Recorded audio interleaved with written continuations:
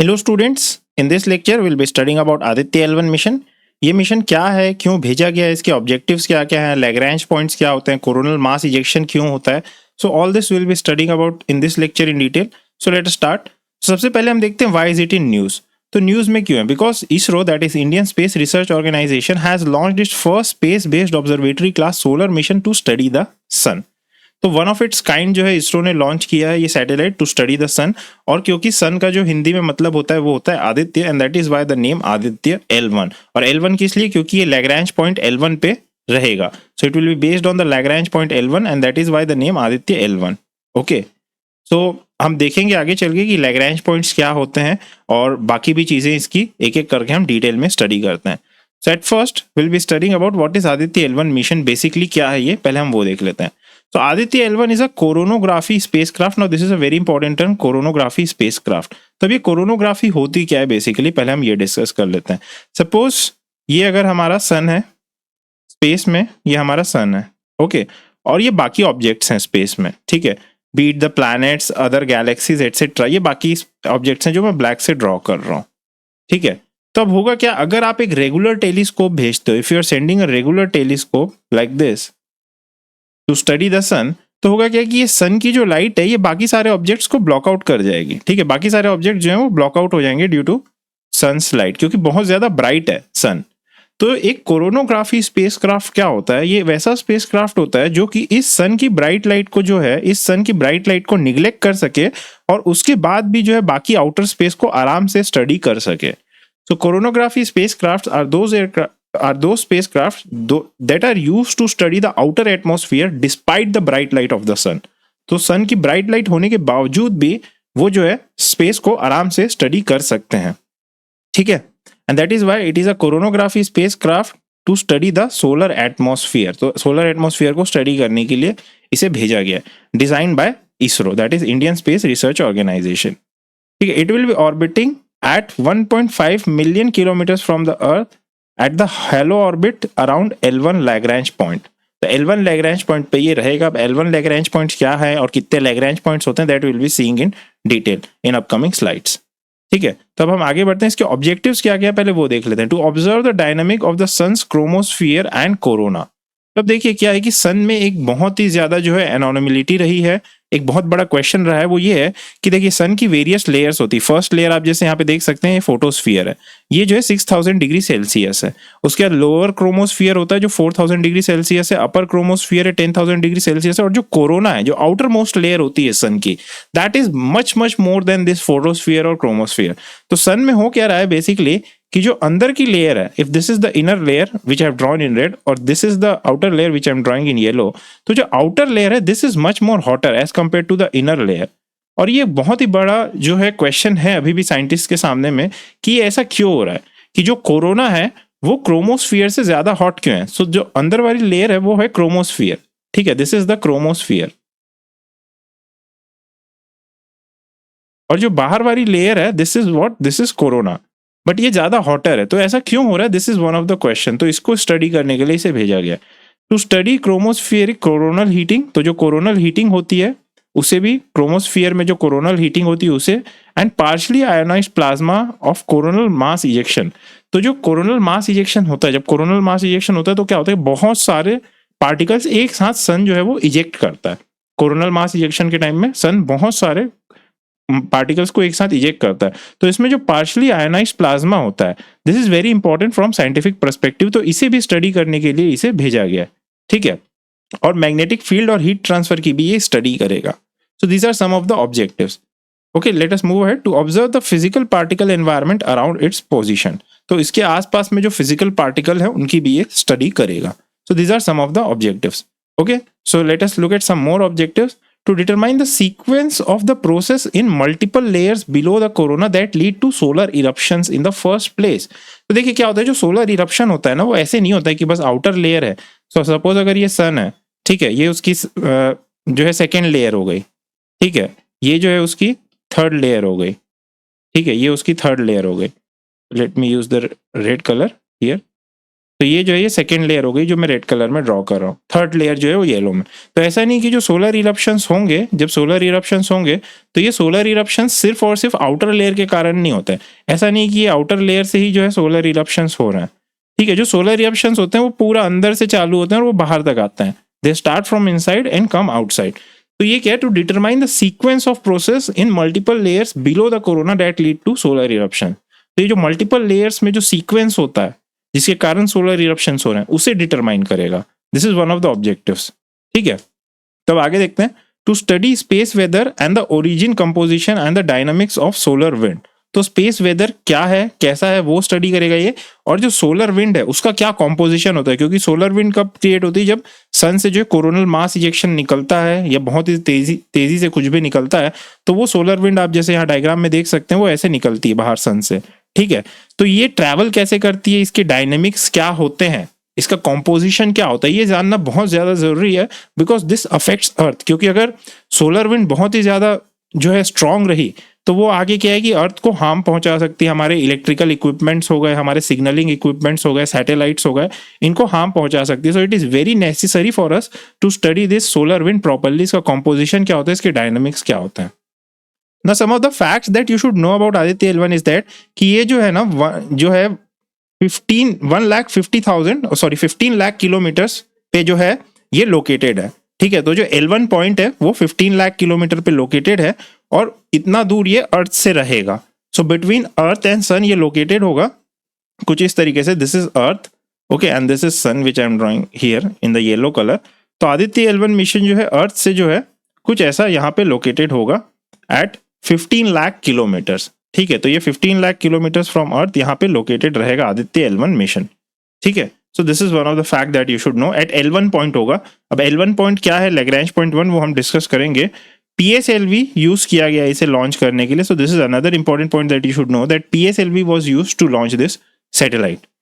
Next up is that कि ये 15,000 kilogram का है, 1500 किलोग्राम का है, सॉरी नॉट 15,000, तो 1500 किलोग्राम्स का है।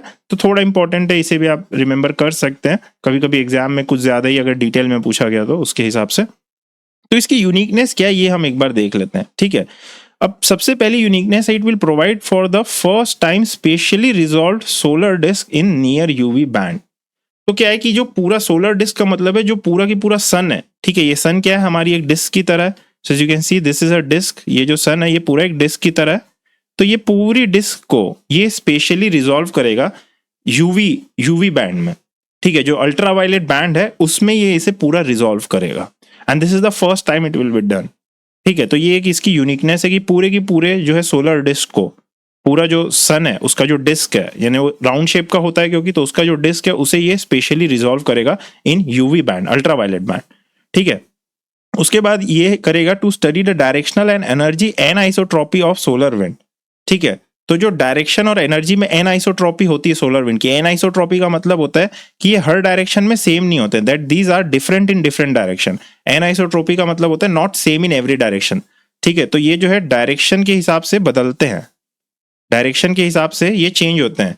जो इनका डायरेक्शन और एनर्जी है सोलर विंड का वो अलग अलग। तो अगर वो ऐसे आप इधर जाओगे तो सोलर विंड की एनर्जी और डायरेक्शन अलग होगी, इधर जाओगे तो कुछ और होगी। तो इनमें एन आइसोट्रॉपी होती है। So anisotropy is something which changes with respect to direction. तो सोलर विंड में ये कैसे होता है, मैकेनिज्म क्या होता है कि सामने की तरफ सोलर विंड कैसे मूव करती, लेफ्ट की तरफ कैसे मूव करती, राइट की तरफ कैसे मूव करती है, वो ये स्टडी करेगा। On board intelligence and detection of CMEs or coronal mass ejection and solar flares. तो जो कोरोनल मास इजेक्शन निकलता है सन से और जो सोलर फ्लेयर निकलते हैं तो उसका ऑन बोर्ड इंटेलिजेंस से डिटेक्शन करेगा। ये कि एक मैकेनिज्म है इसके अंदर जो इंटेलिजेंटली डिटेक्ट करेगा कि CMEs और सोलर फ्लेयर्स कैसे होते हैं और फिर ये उन्हें स्टडी करेगा। ठीक है, सो कुछ इंस्ट्रूमेंट्स एंड पेलोड्स इसके अंदर देख लेते हैं। तो पहला है इसमें विजिबल एमिशन लाइन कोरोनोग्राफ। तो विजिबल एमिशन में जो लाइन निकलेगी कोरोना से, सन के कोरोना से, उसे ये इमेज करेगा। तो कोरोना इमेज एंड स्पेक्ट्रोस्कोपी करेगा ये विजिबल एमिशन में। ठीक है, जो विजिबल लाइट होती है उसके केस में। उसके बाद नेक्स्ट अप हम देख लेते हैं कि सोलर अल्ट्रावायलेट इमेजिंग टेलीस्कोप। तो ये जो है सन से जो अल्ट्रावायलेट रेज निकलती उसकी इमेजिंग करेगा। ठीक है, एक तो विजिबल लाइन हो गई, दूसरी जो है सोलर अल्ट्रावायलेट इमेजिंग हो गई। ठीक, उसके बाद नेक्स्ट पेलोड हम देख लेते हैं। तो नेक्स्ट पेलोड है सोलर लो एनर्जी एक्सरे, ठीक है। एक है इसमें सोलर लो एनर्जी एक्सरे है और दूसरा जो है इसमें वो है solar high energy x-ray spectroscopy, ठीक है। तो ये आपको याद रखना है कि इसमें दो एक्सरे हैं, एक हाई एनर्जी वाला है और एक लो एनर्जी वाला है, ठीक है। So I hope this is clear. तो ये हार्ड एक्सरे स्पेक्ट्रोमीटर है और दूसरा जो है वो सॉफ्ट एक्सरे स्पेक्ट्रोमीटर है। So this is important. Now again let us see the third slide instruments की, ठीक है। तो next is Aditya solar wind particle experiment. तो जो सोलर विंड से जो पार्टिकल्स निकलेंगे उनके एक्सपेरिमेंट के लिए है। And next up is that कि जो plasma analyser package for Aditya, यानी कि प्लाज्मास को एनालाइज करेगा। सो आपको ये थोड़ा डिटेल में पता होना चाहिए कि कौन कौन से जो है इसमें इक्विपमेंट्स हैं, इंस्ट्रूमेंट्स हैं। तो थोड़ा सा एग्जाम के हिसाब से हमें हल्का सा पता होना चाहिए ताकि जो है कभी एमसीक्यू आ जाए तो हम इसे सही कर पाए, ठीक है। थोड़ा फैक्चुअल है बट हल्का सा हमें इसके बारे में नॉलेज होना चाहिए। अब लैग्रैंजियन पॉइंट्स क्या होते हैं वो हम देखते हैं। देखिए क्या होता है कि अगर दो बॉडीज है ना, दो बॉडीज हैं, so let me explain it in little bit diagrammatical form. तो अगर दो बॉडीज हैं, सपोज ये सन और अर्थ, ओके मैंने अर्थ को जो है येलो से बना दिया, let me choose a different colour तो ज़्यादा आसान होगा, let me choose a green colour, ठीक है। तो ये हो गया अर्थ और ये हो गया हमारा सन, ठीक है, जो मैं ब्लैक से बना रहा हूँ। तो जो सन और अर्थ है ना, तो उसके बीच में एक पॉइंट ऐसा होगा यहाँ पे फॉर सिंप्लिसिटी, जहाँ पे दोनों का ग्रेविटेशनल पुल जो है बराबर होगा। यानी कि एक पॉइंट होगा यहाँ पे जहाँ पे दोनों का ग्रेविटेशनल पुल इक्वल होगा, कि pull of the sun is equal to pull of the earth. तो ये one of the Lagrangian points होगा।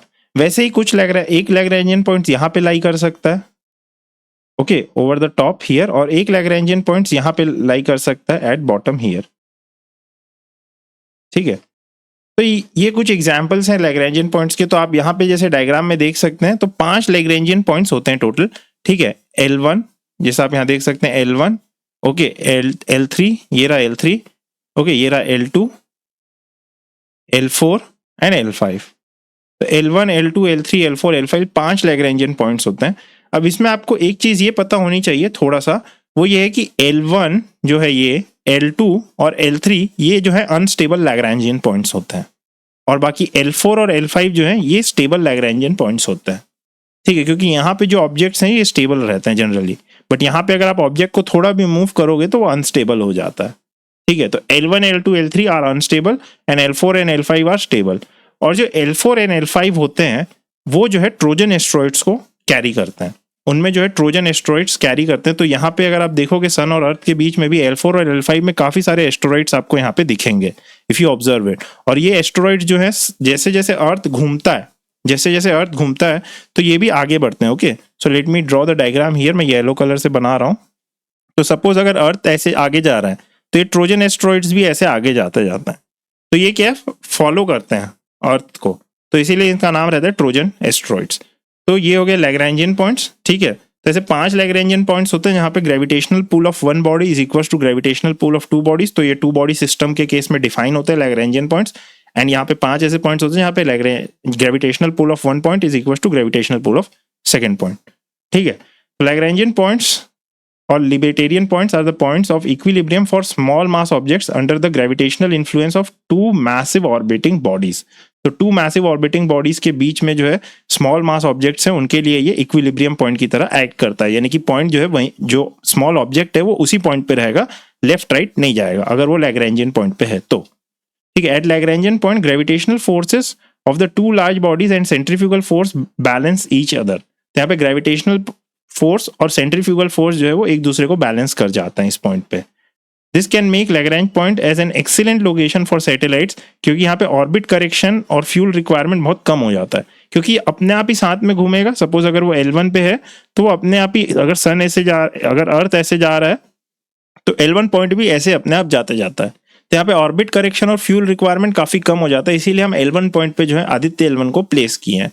तो इससे क्या होगा कि फ्यूल रिक्वायरमेंट वगैरह काफी कम हो जाएगा और वो अपने आप ही बैलेंस बना के रखे रहेगा स्पेस में, because both the gravitational pull of sun and earth will keep it at the same place. तो ये लैग्रैंजियन पॉइंट्स के बारे में हो गया। तो और थोड़ा देख लेते हैं। तो यहाँ पे 5 लैग्रैंजियन पॉइंट्स होते हैं, जैसे मैंने बोला था L1, L2, L3, L4, L5, और आदित्य L1 को यहाँ पे रखा गया है L1 लैग्रैंजियन पॉइंट, ठीक है।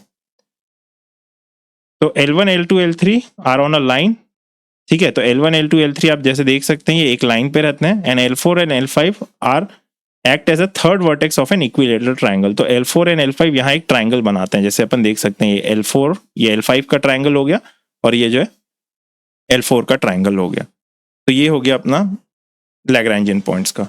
ठीक है, अब अपकमिंग इसरो मिशन हम देख लेते हैं। तो एक है गगनयान जो कि लॉन्च कर रहा है इसरो। तो ये जो है मैन मिशन होगा, इसमें हम जो है मैन क्रू को भेजेंगे, दिस इज गगनयान। ठीक है, उसके बाद Gaganyaan 2 it would be uncrewed. ठीक है, it would be an uncrewed spacecraft flight test. उसके बाद NISAR NASA ISRO synthetic aperture radar. Then next will be Shukrayaan, तो ये वीनस को जाएगा इसलिए नाम शुक्रयान है। एंड एट लास्ट मंगलयान जो है मार्स ऑर्बिटर हम एक फिर से भेजेंगे। ओके, तो आई होप दिस इज क्लियर। तो अब जो है कुछ फैक्ट्स देख लेते हैं प्रीलिम्स के बारे में। तो फर्स्ट इज निराक्षी। तो ये जो है अंडर वाटर ऑटोनोमस व्हीकल बनाया गया है, सॉरी, ठीक है, जस्ट अ सेकेंड। तो ऑटोनोमस अंडर वाटर व्हीकल बनाया गया टू डिटेक्ट माइंस। ओके, तो माइंस को डिटेक्ट करने के लिए ऑटोनोमस अंडर वाटर व्हीकल बनाया गया है। ठीक है, एंड्योरेंस ऑफ 4 आवर्स है इसकी और 300 मीटर डेप्थ तक ये जा सकता है। Okay, and it has been build by Kolkata based GRAC, ठीक है, garden research ship builders and engineers and MSME जो है एरोस्पेस इंजीनियर प्राइवेट लिमिटेड। तो इन दोनों ने मिलकर बनाया, एक जॉइंट कोलैबोरेशन है। तो Nirakshi it is a mine detecting autonomous under water vehicle, ये आपको पता होना चाहिए। ठीक है, it can be use for a variety of functions ranging from mine detection to mine disposal to under water survey. तो इन सभी चीज़ों के लिए यूज किया जा सकता है। India first under water land mine detection vehicle Nirakshi, तो ये इंपॉर्टेंट हो जाता है। Hope this clear. तो अब हम कुछ प्रैक्टिस क्वेश्चंस देख लेते हैं। What is the main instrument on board of Aditya L1? तो सोलर एक्सरे स्पेक्ट्रोमीटर ये है। ठीक है, oh sorry this is not there. ठीक है, मैग्नेटोमीटर भी नहीं है यहाँ पे। सोलर अल्ट्रावायलेंट इमेजिंग टेलीस्कोप ये है। ओके, लेमन अल्फा फोटोमीटर ये भी नहीं। तो आंसर जो है वो C हो जाता है, सोलर अल्ट्रावायलेंट इमेजिंग टेलीस्कोप सूट। ठीक है, हमने अभी देखा था। इसके अलावा और देखते हैं the major science objectives of Aditya L1 mission include study of sun's atmosphere, study of sun's magnetic field, study of sun's coronal mass ejection and flares, all of this. तो आंसर D हो जाता है, all of this. I hope this is clear. So very thank you for this lecture.